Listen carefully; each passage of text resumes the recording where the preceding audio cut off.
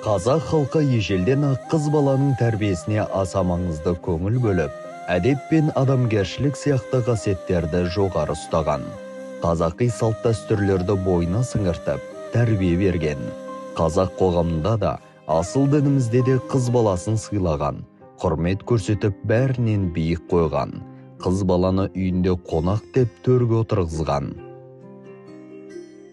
Қай заманда да, қай халықта болмасын, әйел адамның орны ерекше. Әйел ибалы қыз, инабатты келін, ана, әпке, апа, әже. Қазақ халқында әйел адамға өмірдің әні мен сәні, үйіміздің жылуы, ер адамдардың ақылшысы, балаларымыздың тәрбиешісі деп қарап ерекше құрмет көрсеткен. Ұрпақ тәрбиесіне әйел адам жауапты болған.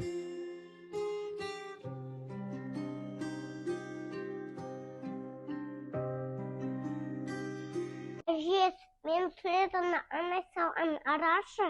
Қарап отырмын, керемет екен суретің бұтым. Қандай әдемі салғансың сурет? Мен бізді отбасы суретін салдым. Сен келешекте Гүлфайрус әжең сияқты суретші болайын деп тұр екенсің. Айналайын.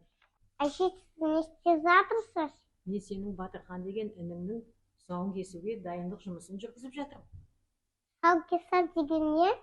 Тұсаукесер дегенді мен саған айтайын, кел қасыма келіп отыра ғой бұтым. Тұсаукесер деген біздің қазақтың салт дәстүріндегі ең бір жақсы дәстүр. Кішкентай сәби жарық дүниеге келгеннен кейін бесік жырын тыңдап өсіп, толысқаннан кейін бесіктен белі түсіп еңбектей бастайды.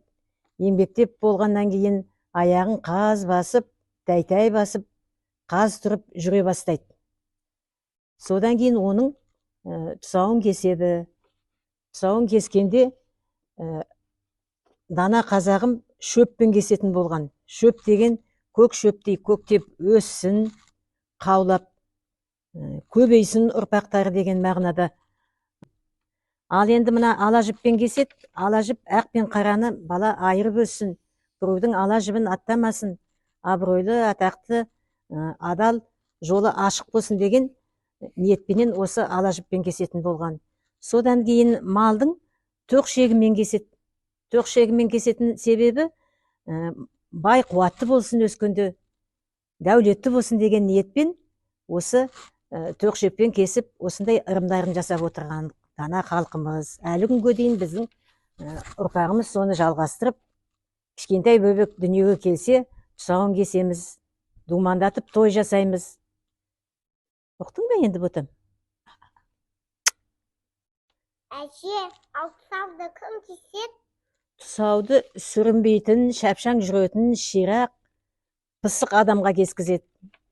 Ол адам өнерлі болады, 8 қырлы бір сырлы дейді ғой. Сондай азаматтарды таңдап кеседі. Өйткені келешекте сәби тұсауын кескен бала соған ұқсасын, ширақ болсын, еліне мейірімді болсын, парасатты, ақылды болсын деген ниетпен сондай адамды таңдап кескізеді. Енді түсіндің бе бұтым? Түсіндім, әже. Сенің анаң дайындық жұмысын жүргізіп жатыр. Дастархан жайып жатыр. Қазақтың барлық ұлттық тағамдарын ақ дастарханына қойып, қонақтарды күтіп отыр тұсау кесетін. Сондықтан да сен анаңа барып, көмектесе ғой. Оған көмек қажет болып жатқан шығар. Жарайды, әже. Бара ғой құлыным.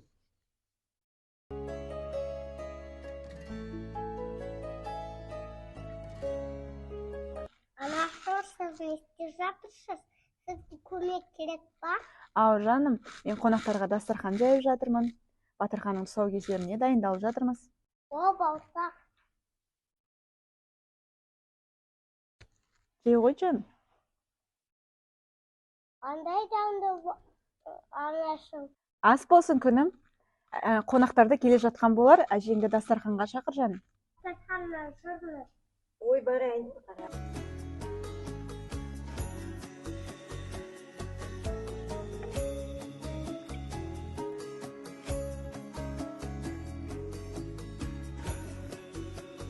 Әлди ақтөбейді, насыр билейді әжесі.